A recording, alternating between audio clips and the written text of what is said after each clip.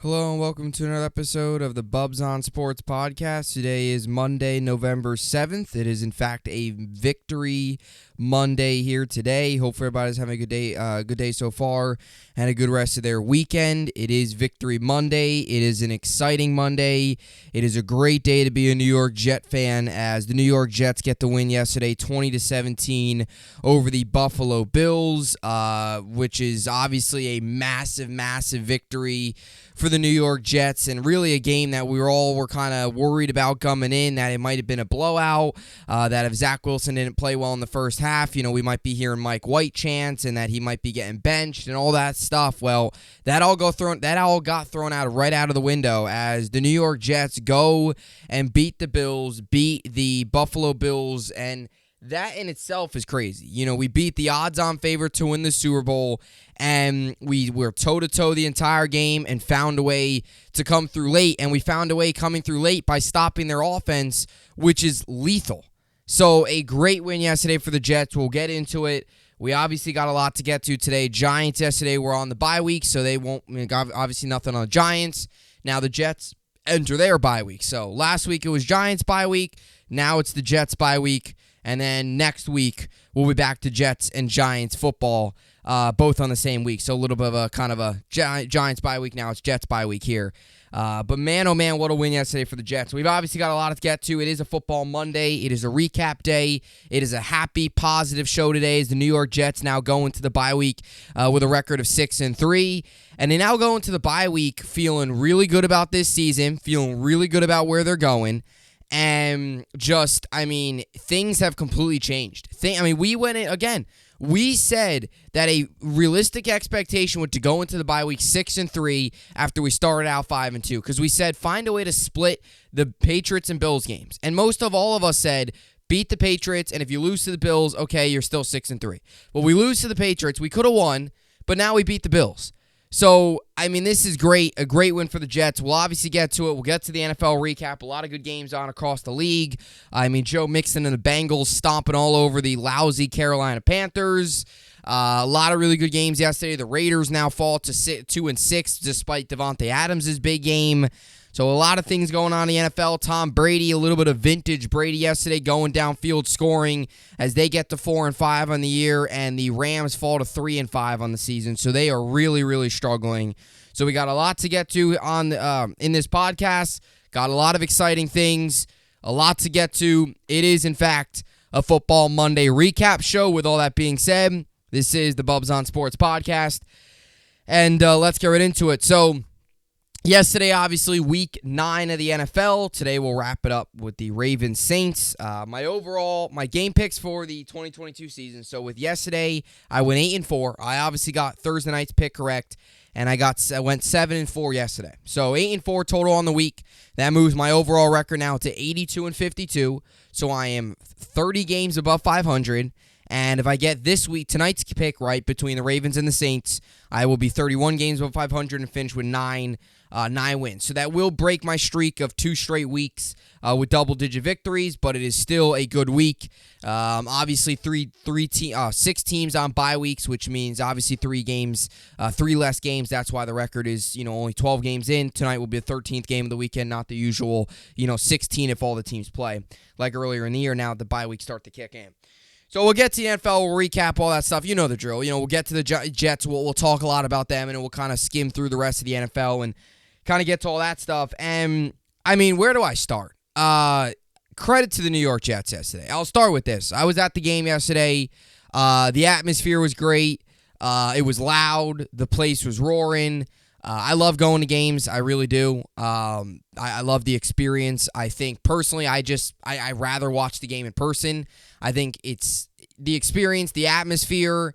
Also, I just think, as much as TV's cool and all, you get the close-up look, you really can see the entire field at the game. Like, you can see everything. You could really see the plays develop because the camera's not always focusing in on the quarterback. You could see everybody. You could see the receivers going downfield. Like, you can really kind of see all that stuff. So that's why I always like going to games. But I was there yesterday, And the stadium was electric. I mean, especially late. There was a lot of Bills fans there, I'll tell you that. There was a ton of Bills fans, which wasn't surprising. Most of them will make the trip up from Buffalo, or down from Buffalo, I should say, to MetLife. I'm sure, even if the Bills were to play the Giants, I'm sure the same, deal is the same there.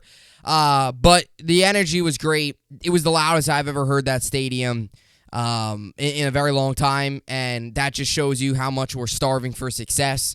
That the stadium's loud and loud and loud and loud, and it just shows you it's like we're starving for success so much. Any little success we get, we're gonna erupt, because it's just we've been waiting for this. Like, this has been something that we've been waiting for, a functional football team to go out and take the field every Sunday, and we finally have that. Like, I can't believe I'm saying that. We're sitting here 6-3 at the bye week. Our over-under win total for this season was 5.5. We have already beat our over-under win total on the year at 6. We're 6-3. A lot of people have it as finishing with 6 wins on the year. Brady Quinn, he had us going into the bye week either 1-8 or 0-9.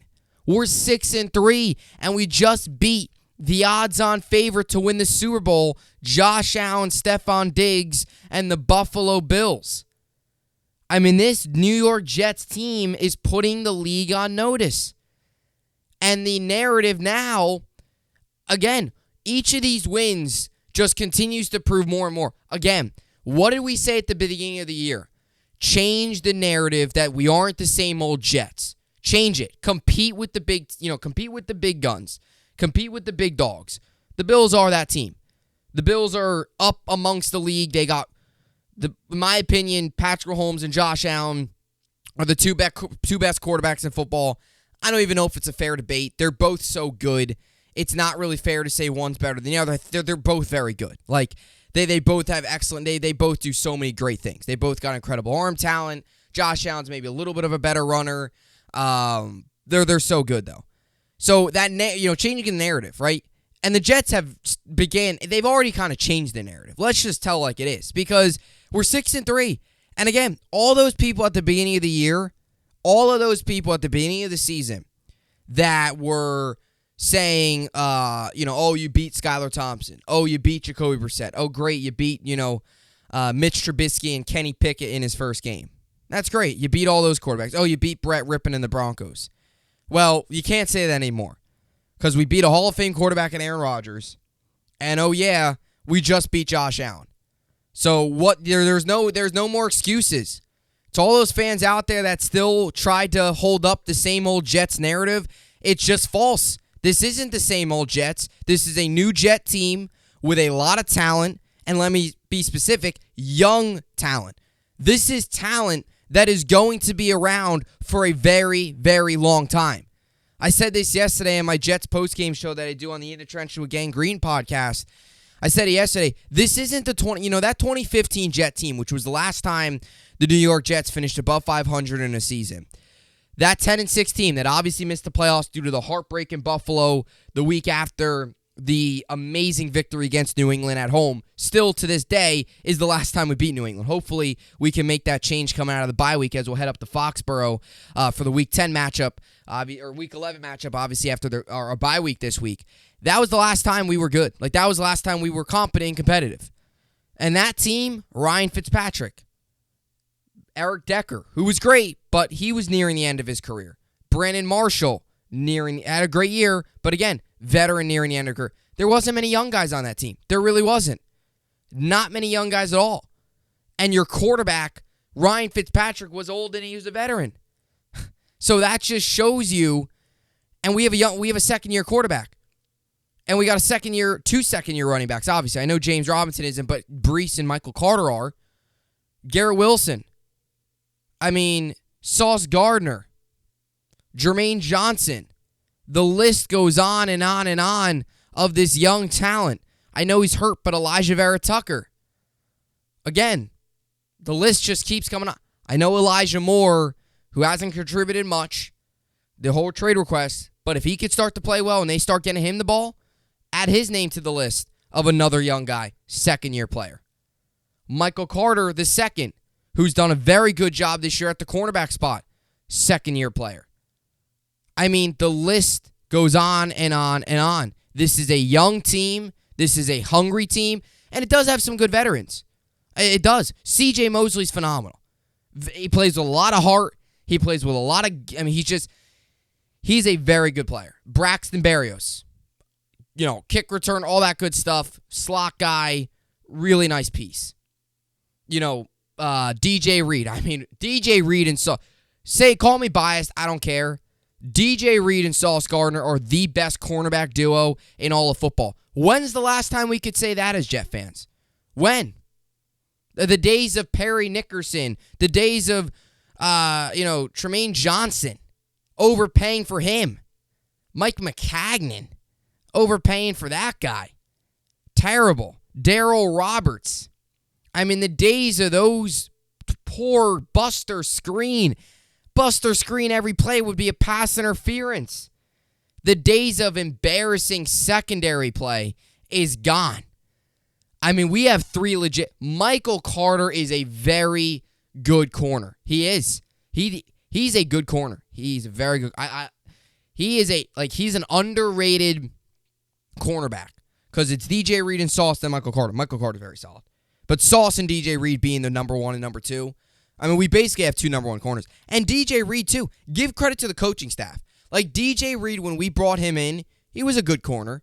Wasn't anything great. He's having a career year. He's having the best year of his career. And that's a credit to the coaching. That's a credit to the coaching, putting him into a system that he's going to play at a high level at.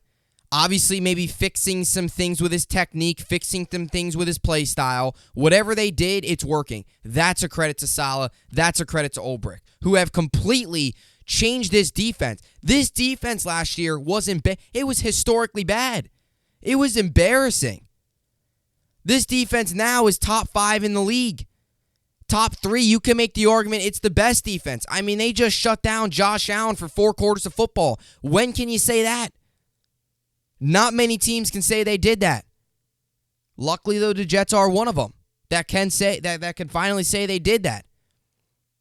To put this in perspective, last year, Josh Allen and the Bills crushed the Jets when they went to MetLife. And in the final game, they beat them 27-10. They smoked them last year. This year, we did our job. So there's so much credit. Sauce is amazing. Quinton Williams as well. So much credit to go around. And Sauce, too.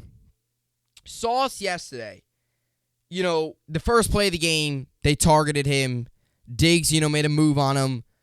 Burnt him a little bit. 42-yard play. That was the only catch Sauce allowed the rest of the game. He also had an interception.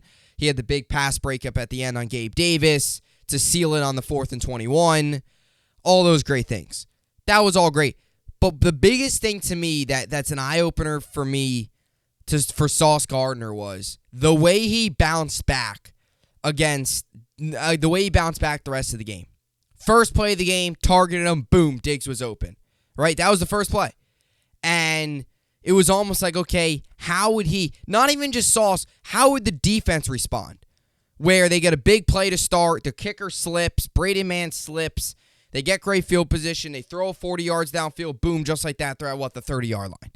Just like that, 2 plays, and you're already down field goal range and just almost in the red zone. Well, Whitehead then gets the interception, which was huge, and Sauce the rest of the way was lockdown. He got targeted 2 other times, and then it went nowhere, and he added a pick onto that, and he was in 43 coverage snaps. And that's great, because that shows me Sauce's also maturity level very high, because he hasn't faced much failure in his career. And not saying that was a fail. That's why I don't want to call failure there, but how would he bounce back? You wanted to wonder how would Sauce Gardner bounce back after letting up that big play, and he bounced back perfectly. He was locked down the rest of the game. He locked down Gabe Davis the rest of the way. And DJ Reed did his job as well, and so did Michael Carter. Give the credit to the other 2 corners as well. But Sauce was phenomenal, again. And he bounced back. Mentally, he was in it. Mentally, he said, you know what? Look, bad play, reset, move on, and boom. The Bills receivers were lost in the sauce the rest of the way. So that was great to see. Defense was phenomenal all right around. Quinton Williams, Bryce Huff with the big sack to push him back. It was strip sack. They didn't get the ball back, but that was great to see. Bryce Huff's phenomenal. And Bryce Huff, he's a guy too, and I know we got the news that Sheldon Rankins will be out 4 to 6 weeks with dislocated elbow. It's just unfortunate because Rankins has played really well too. He's had a very good year. Was obviously on the team last season. He's had a very good year this year, even better than what he was last year. Quinton Williams getting involved yesterday. Jermaine Johnson getting involved. Quincy Williams always delivering a big blow. So there was a lot of good stuff there. Bryce Huff, though, he's not in on every, he's not a guy that gets a ton of snaps. He's getting more now with the Jacob Martin trade and with the way he's playing. But when he's out there, Bryce Huff is a pure example of making the most of your opportunity. He really is. He's not out there a ton, but when he is, he's making a play. He's always making a play. They always release the snap counts at the end of the game. And it's almost like you read Bryce Huff's snap counts. He might have the least amount of snaps for any defensive player. Or not for any, but maybe the least amount of snaps on the defensive line. But yet he made two of the biggest plays in the game. Because when he's out there, he makes the most of his opportunity. He's been great. He's been awesome. So the defense was great. Special teams did its job. And I guess maybe in a way I'm saving I don't know if I want to call it the best for last, because all around this was a great effort. All around, well-coached, well-executed game. It's going to take a full 60 minutes of football to beat a team like the Bills. It is. And the Jets went out and played a full 60 minutes of football. That's what you wanted to see, and the Jets get out to the dub. So the Jets, obviously last week with the loss against New England, Zach Wilson faced a lot of criticism. Rightfully so. Didn't play well, struggled a lot, faced a lot of criticism, especially from the New York media, but even the national media as well. National media was beating him up. New York media obviously is going to beat him up, although today we're praising him because he played very well. And I don't want to hear the people out there that are like, oh, well, when you look at the numbers, he didn't play that. He only had 154 yards and he threw a touchdown. That's because that's what he needed to do. This game reminded me of the Miami Dolphins game for Zach, where he was just taking what the defense was giving him, playing within the offense, spreading the ball around, short, quick throws here and there, accuracy, not turning the ball over. He did his job. And that's what he did yesterday. Because when you run it for 34 times for 170 yards, and specifically on the final drive of the game where the Jets had, 7 minutes left on the clock, and I was saying, watching the game, I was saying, you could drain this thing all the way down. And the Jets did that, and they did it by pounding it with Michael Carter and James Robinson, and credit to the offensive line for creating those holes up front against a good Bills defensive front. So Zach Wilson faced a lot of criticism, and we were all wondering how is he going to bounce back. And to me, this was one of the bigger games in Zach's young career. It was against a really good Buffalo team. You're at home. The home crowd's going to be rowdy. They want to see competitive football. We wanted to see a competitive game. And after last week, where the main reason why we lost the game was because of the turnovers from the quarterback, he went into this game with a lot of pressure. He did. Zach Wilson entered this game with a lot of pressure. And he played calm, cool, and collective. He played like this was just another game, but in reality, this was a massive game for him because he needed to go out and bounce back. And what that shows me is another guy, he's tough. He's tough mentally because he easily, and this is great for a young quarterback because a lot of times young quarterbacks, they have a bad performance and that bad performance turns into 3 bad performances in a row. Just like a bad pass turns into 3 bad passes, which was a little bit of the case last week. But he didn't let this leak into this week. He moved on from it. He blocked out the noise, focused on the task at hand, which was Buffalo, and did what he needed to do. Again, did he have to go out there and throw for 340 yards yesterday and 3 touchdowns? No, he didn't. Was there times where he needed to make plays? Definitely. Was there big spots in the game? Definitely. Was there big throws that he made? Without a doubt. He did what he needed to do. He didn't try to do anything too special. He wasn't trying to be too fancy. He played within the offense. And that is all you can ask for out of your starting quarterback. And a huge bounce back game for him. Showing that, look, he's not phased. Media was crushing him. Fans were crushing him. All of that. And to go out there and play like he did yesterday just shows us all that, look, mentally, it seems like he's built for this market because he can move on from he can move on from a bad performance like that and play well the next week. And he showed that yesterday. So got to give a ton of credit to Zach Wilson. Yesterday, that's what you want to see out of your franchise quarterback. And sure, there are going to be games where he's going to need to throw for a lot. He's going to need to throw a lot, and he's going to need to score touchdowns and all that. But again, he didn't turn the ball. I mean, other than the one sack, which was a strip sack, it wasn't really his fault. To be honest with you, I think Ogboe, I forget how to pronounce his name, one of our offensive linemen, he should have jumped on it. I mean, he had it, and then if the ball was right there, he should have jumped on it. Other than that, though, but he didn't make the costly turnover. Like, he played turnover-free football. To put it this way, this is the easiest way I could put it, and then we'll move on to the rest of the NFL and get to fantasy and wrap things up. This is the easiest way I could put it. You could read the stats, you could say all these different things, and a lot of fans still will say, he was all right, he wasn't that good. At the end of the day, I'll tell you this. Zach Wilson outplayed Josh Allen yesterday. Period. End of sentence. He outplayed Josh Allen. So if that doesn't sound good to you, then I don't know what will. If you're just an NFL fan watching this and you're not a Jets or Bills fan and you heard what I just said and you still think Zach Wilson didn't play well or whatever, or you still think, whatever you think, I don't know what to tell you. Because Zach Wilson yesterday outplayed Josh Allen. That's the most basic way I could put it. And that's a huge performance for Zach and a huge performance for this Jet team. And a credit for Zach Wilson for moving on from that poor performance last week, getting back against a really good defense, and doing your job and getting the victory at home in front of a home crowd, in front of a packed MetLife Stadium. Was awesome. Big Jets win. So the Jets get to 6-3 on the year, now enter the bye week. Come out of the bye week, they'll get New England. And look, the Jets schedule, it's interesting because it's odd. It's an interesting schedule from here on out. So they got 8 games left, 3, or actually I believe they'll have, 3 home games? They'll have 3 home games left, 5 games on the road. So got a lot of road games to end this year. They'll be home against the Bears, Lions, and Jaguars. And they'll be on the road for New England, Minnesota, Buffalo, Seattle, and Miami. So they only got 3 home games left this year, which is crazy to think. It's crazy to think the Jets only have 3 home games left this year. It really is pretty wild how fast the season goes. So they'll open up on the road against New England. Then they'll welcome Chicago. Then they'll be on the road in Minnesota, be on the road in Buffalo. That's a tough stretch.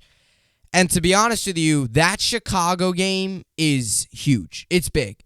Because even if you beat New England, and if you can find a way to beat Chicago and go into that Vikings-Bills games at 8-3, that would be massive. Because if you can go into those games 8-3, even if you lose both those games, you're 8-5, and then you get Detroit and Jacksonville back at home. Boom, you get 2 wins there, Sunday night, Thursday night game. You get the 10-5. You're basically a playoff team. Now, if you don't beat New England, you don't beat the Bears, and you're 6-5 going to those 2 games against Minnesota and Buffalo, well, it's like, all right, now you got to find a way to win there. Let's say you're 7-6 then. Now you have to win those 2 games in Detroit and Jacksonville to get the 9-6, and then you got to find a way to take one against either Miami or Seattle at the end of the year. So these upcoming games coming out of the bye are big. I look at this schedule, and I realistically could see a 5-3 record to end it. I could see the Jets being 11-win team. I'll tell you how. They can beat New England. They can beat Chicago. Boom, right there, 8-3. Okay, Minnesota and Buffalo are going to be tough. So you get the 8-5. You beat Detroit and Jacksonville. You're 10-5. All right, maybe you lose to Seattle.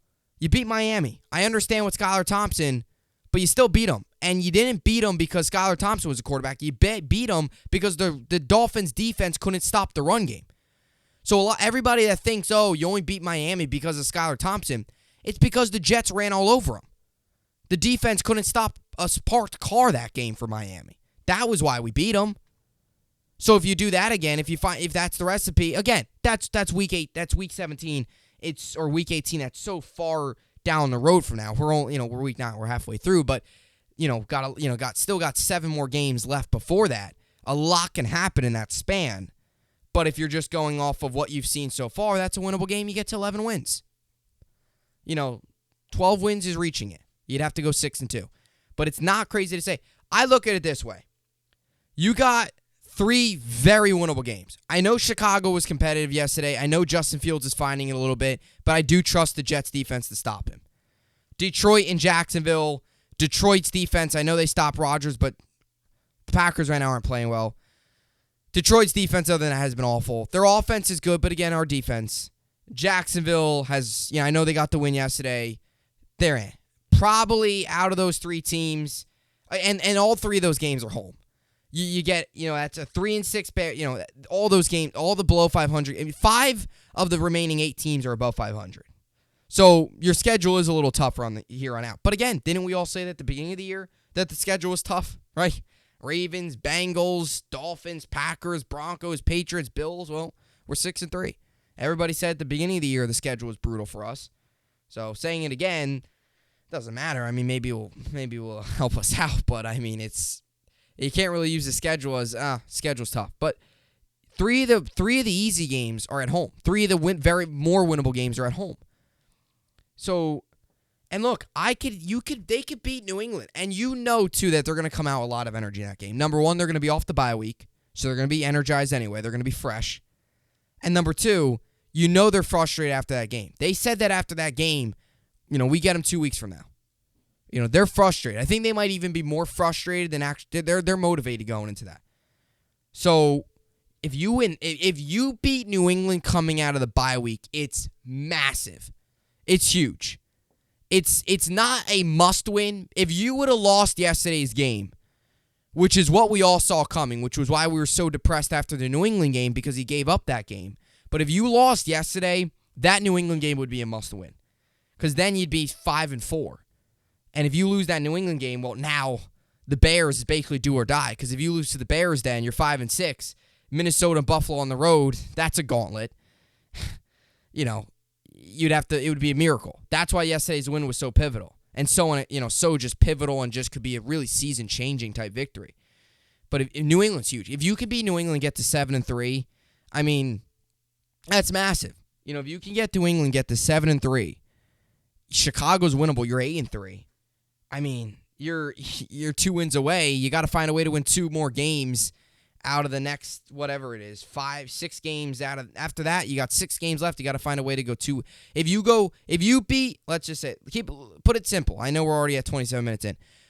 I love dissecting schedules though, but put it simple, the Jets, if they beat New England and Chicago coming out of the bye week, one of those games being at home against Chicago, the other one against New England that we can beat. As long as we play turnover-free football, we can beat New England. We should have.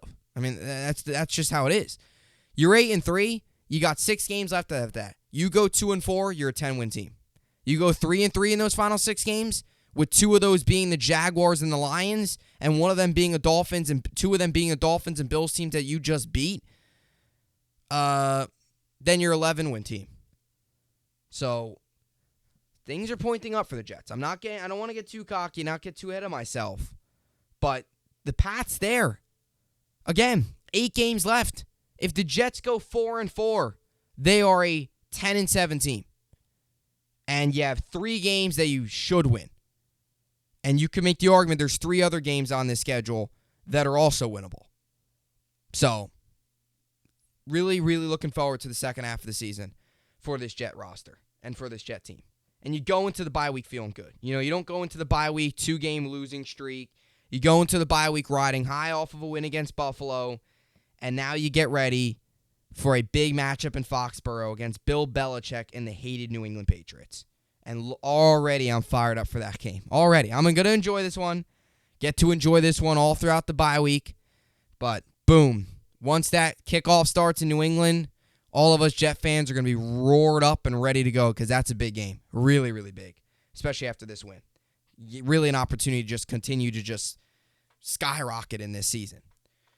So as for the rest of the NFL, a lot of really good games on yesterday. There was a lot of really close games. Also, the one shootout. I don't even know if I want to call it a shootout. A lot of close games. I mean, there was a ton of close games yesterday. Frank Wright obviously got fired today from Indy. They lost 26-3 against New England. That was the biggest news of the NFL day. That was a blowout. Jaguars-Raiders was close. Raiders were actually winning. Jaguars made the comeback, scoring 17 unanswered in the fourth. Let me read you through the close game. So Jets game was obviously close, but we just recapped this. Titans-Chiefs, 3-point game. Buccaneers-Rams, 3-point game. Vikings-Commanders, 3-point game. Packers-Lions was a 6-point game. Raiders-Jaguars was a touchdown. Dolphins-Bears, 3-point game. Bengals-Panthers was a nail-biter. I'm just kidding. 21-point win for the Bengals. And Chargers-Falcons was a 3-point game. So that was wild. Yesterday was wild. A lot of really close games yesterday. Chiefs get the win over the Titans. Titans, none of their receivers called a pass. It was funny. The first play of the game was a 48-yard catch. Or a pass play to the tight end. And they were talking. Mike Tirico was talking about on the broadcast. He was talking about how they don't throw the ball much, but he had 48 yards on the first play. Guess what Malik Willis ended with? He went 5 of 16 for 80 yards. He got sacked 3 times. Did not throw the ball to a receiver. He threw the ball to his 2 tight ends. Or I shouldn't say he didn't throw the ball to a receiver. A receiver didn't have a catch, I should say. Derrick Henry had a big game. He went 17 carries for 115 yards, 2 touchdowns. They got to get Tannehill back, because you also don't want Henry. Henry's a big body guy. He's just Derrick Henry. He's a force, but you don't want to risk injuring him with all these runs. I mean, they're running him a ton, but you got to get a little bit more balanced on the offense. They lost though by 3, and a credit to their defense keeping Patrick Mahomes and that Chiefs team in check. Brady showed a little bit of his vintage self, leading the Bucs downfield for a scoring drive late to get the win over the Rams. The Rams are a complete mess as they fall to 3-5. Seahawks over the Cardinals. Vikings with the comeback over the Commanders. Ugly loss for Washington. Really, really, really ugly loss as they had a 17-7 lead in the fourth quarter. And the Vikings come all the way back, score 13 unanswered in the fourth, and get the job done. An embarrassing loss for Washington. And it was a golden opportunity to get to 5-4. Golden opportunity. And as for Minnesota and Kirk Cousins, they now get the Bills. And that's going to be a really interesting game. Because you get the Vikings team that's riding high right now at 7-1. And you get a Bills team that's going to be very frustrated coming off of a loss against the Jets. So that's going to be a really interesting game between 2 teams that are coming into it completely different. One team coming off a frustrating loss, Josh Allen's not happy, and another team that just keeps winning and they're riding high and they got all the momentum in the world. So which is something's got to give. Are the Bills going to come out angry and shut down Minnesota, or is Minnesota going to keep the good things going and beat the Bills? And are the Bills going to let that one loss affect them? Or two losses now, but I'm talking about the loss yesterday. That's going to be an interesting game. Even more interesting now with the how things played out yesterday.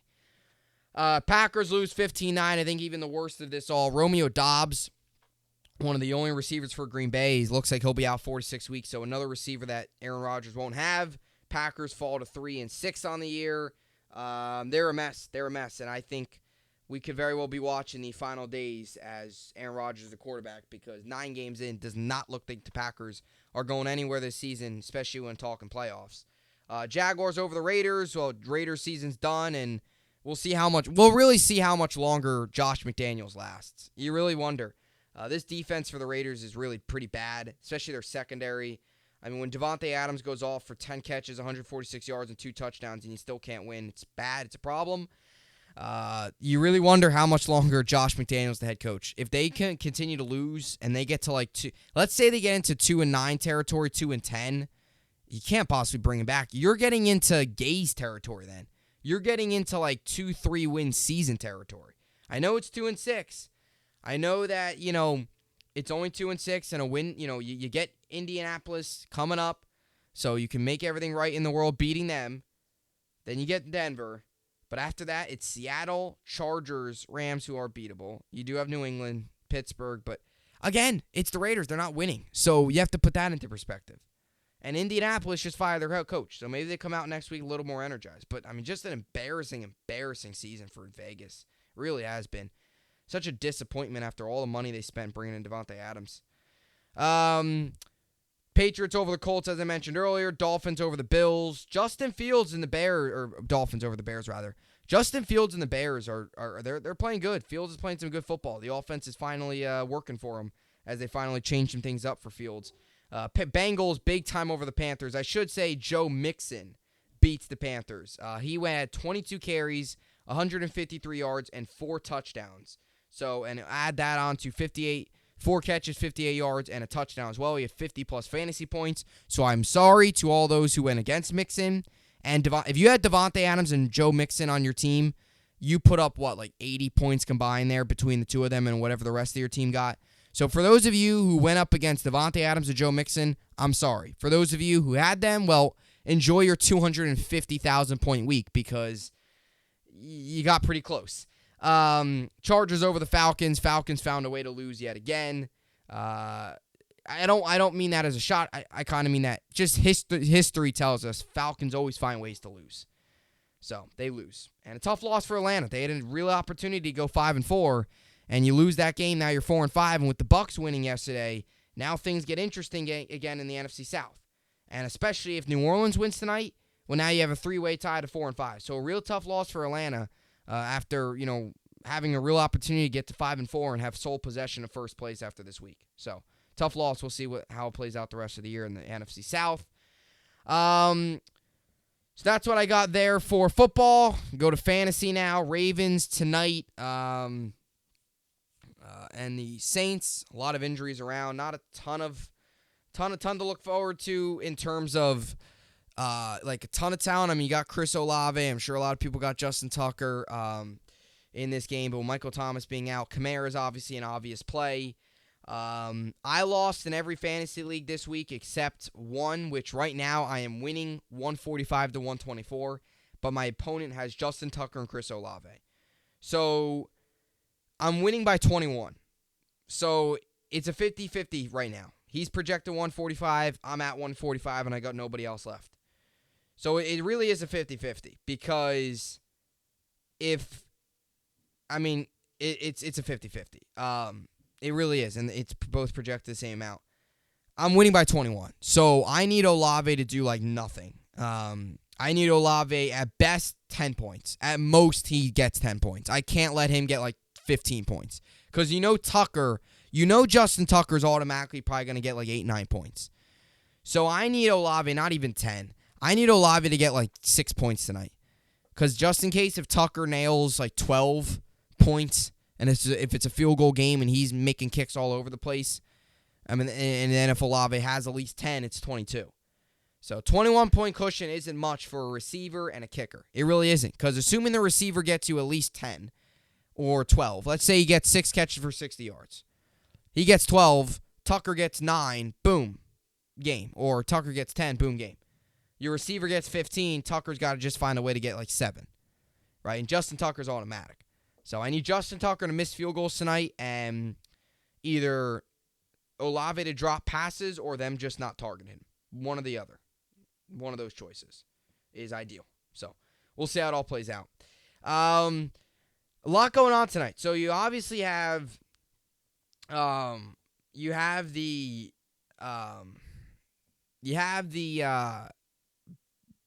or Monday night game tonight. Sorry, I was getting this up back on my screen. That's why it was a little choppy there. But you have the Monday night game tonight, Ravens Saints. I'll give you my pick right now. Saints come into this game as the underdogs at home, so another home dog this week. Ravens 5-3, Saints 3-5. Ravens 2-point favorites, over under set at 46.5. 8:15 p.m. Eastern tonight. ESPN, 67% chance. 67% of people think the Ravens will win this game. I'm going to take Baltimore, even though they're on the road. I'm going to take them. I just like them a little bit more than New Orleans. I just think they're the better team. I know they're without, Mark Andrews is out. I know that. I'm aware of that. I know, but there's a lot of injuries in this game for both teams, really. Rashad Bateman done for the year, so they're definitely missing some pieces without a doubt. It's going to be really interesting. It looks like Roquan Smith will play tonight. I think he's going to have a big role. I think this is going to be a lower scoring defensive game with all of the injuries on both sides of the ball for both teams. I think it's going to be one of those type of games where it's going to be close. It's going to be a low scoring game. I'm going to take the Ravens, and I'm going to take them 2017. Ravens will get the win. They just cover the 2. Ravens on the road get the win. I'll take the under and the over-under 46.5, and the Ravens get the road win. That's my Monday night pick. So not only do we have Monday Night Football, but we also got college basketball. College basketball is officially back. Already some games that have taken place today. And tonight we got more games on, specifically Kentucky. Not the best games today. A lot of just, really good schools versus terrible schools. That's going to happen. Although it is always interesting to see if there is any upsets, because that's always fun to watch. Like if there's ever a team, which has happened before, it happens actually, kind of often, night one or even, the first couple games of the season get upset. I mean, the Kentucky had it a couple years ago against Evansville, which I really don't want to, I want to forget about, but that's that type of game. You see some of these teams: Nebraska, Omaha, North Dakota State, Longwood, St. Thomas, NCCU, North Florida. Kentucky's got Howard tonight. So it is always interesting to see if any of these teams, get upset. Kentucky tonight, though, they're 25-point favorites. They come in at the 4th-ranked team in the nation. They're against Howard, over under 147.5. 6:30 Eastern on SEC Network. Big year for Kentucky. This is a big opportunity. Oscar Tshiebwe, obviously most likely his final year. You get Frederick back after last season, being out. He's a big piece of this team that we didn't have last year, a big-time, shooter guy that can do a lot on the offensive side of the ball. He's a piece of this team that we get back this year. And obviously Tshiebwe, we don't fully know if he'll be back today, but he's a guy to also look out for this year. There's a lot of pieces to this roster. There really is. And he's, he really is, CJ Frederick is one of those guys this year that really could be one of the keys to this roster because, he missed all last year with the torn ACL. So you can get him back this year, and be that kind of shooter, be that kind of offensive guy is pivotal for this team. So you do get Wheeler back. You got Damian Collins. Chris Livingston, another guy, another piece of this roster. There's a lot to look forward to. There really is. There's a good amount of talent on this team. Some other, Lance Ware, another returning guy, Jacob Toppin, Tshiebwe obviously returning, Frederick, although he didn't play last year, he's returning, Wheeler's returning. So you get your point guard and Shavill Wheeler back. Obviously Ty Washington going to the draft. So a lot of interesting pieces. It is a young Kentucky team with a lot of younger talent, with a little bit of veteran talent sprinkled in. Tshiebwe's a veteran, Wheeler's a veteran, Frederick's a veteran. Toppin and Lance Ware both have been here for a while. So there's definitely some veterans, but there's also definitely some guys that, bring that kind of younger, kind of role to this team, similar to last year's team. And look, the biggest thing, the reality is, Kentucky's got to get back to winning national championships. That's the reality. They've got to get back, and every year, they're close, they're in it, but they've got to get over that hump. And I think a lot of it starts with, you got to have a good regular season, find a way to win the SEC, and take it from there. I think the SEC is a realistic goal this year. It's a very good conference, especially when you have a team like Auburn. Auburn's going to be a powerhouse for a very long time, as long as Bruce Pearl is alive and well as their head coach, right? They're going to be very good for a very long time. I know they obviously lost Jabari Smith and some pieces of the draft, but they're going to replenish. Bruce Pearl's done a great job there, bringing in pieces, recruiting guys, doing what he needs to do to build up that program. Arkansas, another one. Alabama, ton of good SEC basketball. SEC has always been known for the football. It is now starting to become known for the basketball. And Kentucky's got to find a way to compete with those teams. And again, you have some big matchups early on in the year. You get Michigan in December. You're going to get, Gonzaga coming up. I believe Gonzaga is, a week. It's not this week. I think it's next. It's not this Sunday. It's like next Sunday, I think. It's something like that. It's coming up, though. You also get Michigan State, who does start unranked, but you always got to watch them and Tom Izzo's team because they're always a sneaky good team as well and a team that can make some noise. So a lot of big games. You get Michigan State, Gonzaga, Michigan right out of the gate. And then, you got UCLA as well. So you get really 4 really good teams out of the gate in the first month of the season. So this Kentucky team's going to have a lot of tests early on. And it's important for this team to get going early. A lot of times in past years, Calipari's team, not only in games would get off to slow starts, but seasons, they'd struggle a little bit to start the year. Got to get off to a quick start. Big win against Gonzaga can change the trajectory of the season. You knock off Gonzaga, that's huge, right? So those type of games, Michigan beating them, beating up on Michigan State, beating up on a team like UCLA, any of those games are huge early in the year to build that confidence the rest of the way. Something Kentucky really hasn't taken advantage of over the past couple years. Want to be that big blue blood school, that team that everybody's scared of? You got to get back to that this year, and that's beating some of the top-ranked teams. And it starts tonight against Howard. These are your get-right. These are the games to figure out where you're at, what you need to do, what you need to improve on, and how to get better. So when you play teams like Gonzaga and those type of forces and those type of powerhouses, you're ready for them and ready to go. So excited for the college basketball season. As the good old saying is, we sleep in May because college basketball now all the way until March and into April. A lot of exciting times, a lot of exciting things coming up in the sports world. So as always, that will do it. Crazy weekend of college football as well. LSU over Bama, Georgia over Tennessee. So a lot of great stuff coming out in the world of college football. As always, I will this week I'll have podcasts up every day. Monday, Tuesday, Wednesday, Thursday, Friday. I'll have it up each day due to scheduling, so that's good. So I'll see you all back here tomorrow. As always, hope you enjoyed it, and thanks for watching.